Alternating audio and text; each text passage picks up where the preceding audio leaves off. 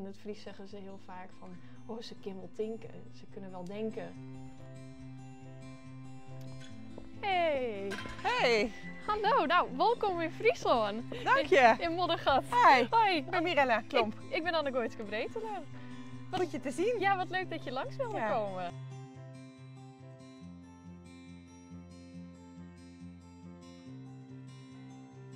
Je hebt een boek geschreven, De laatste dagen van de dorpsgek, over geestelijke gezondheid op het platteland. In de plattelandsgebieden zie je dat er een heel groot taboe heerst op mentale ongezondheid met name.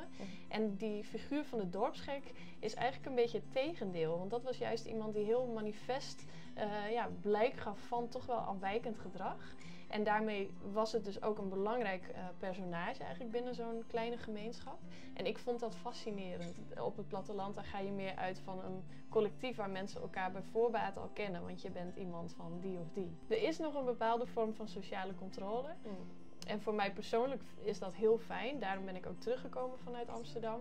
Ik zou dat niet willen missen. Maar ja, voor andere mensen kan dat ook een beetje beangstigend zijn misschien. Het feit dat ik hier ben opgegroeid. Het voelt wel echt of ben ik verbonden met de grond hier. Ja? En dat heb ik eigenlijk nergens anders zo ooit gevoeld. Nog steeds als ik dan aan het schrijven ben of ik ben met allerlei dingen bezig in mijn hoofd. Dan voelt het wel alsof ik hier de plek heb om het te kunnen laten landen.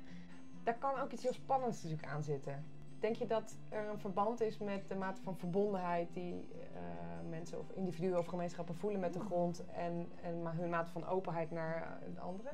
We hebben de afgelopen jaren natuurlijk ook veel met de vluchtelingencrisis hier te maken gehad. En dan merk je ook wel heel veel dat als het mensen zijn die dan bijvoorbeeld in één huisje komen wonen waar veel contact mee is met buurtgenoten, dan is dat ook zomaar wel onderdeel. Maar aan de andere kant heerst ook wel dat wantrouwen tegenover dat andere, wat je hier natuurlijk toch echt veel minder hebt dan in de stad. Dat suggereert ook wel een beetje dat er veel uniformiteit is. Ja, dat is zeg maar dat collectivistische, waar ik dus juist van zeg, laat dat nou wat los. Behalve de waarden die daaronder liggen, dat je dus op elkaar let en dat je zorg draagt. Maar juist ook dat afwijkende is goed. En ik vind het soms ook wel beperkend om te zien dat mensen elkaar die nieuwsgierigheid ontnemen. Want wie past er uiteindelijk wel? Ik denk dat heel veel mensen dat gevoel hebben van, pas ik hier wel? Ja.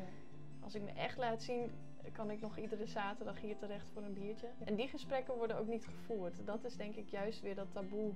Dus iedereen zou eigenlijk een dorpsgek moeten kunnen willen zijn. Daar ben ik heel erg voor. Of worden. Ja, worden misschien wel. Dat je gewoon niet zo angstig moet zijn om andere dingen van jezelf te laten zien die misschien iets afwijken van de norm. Dankjewel voor dat jij jezelf hebt laten zien. Nou, dankjewel.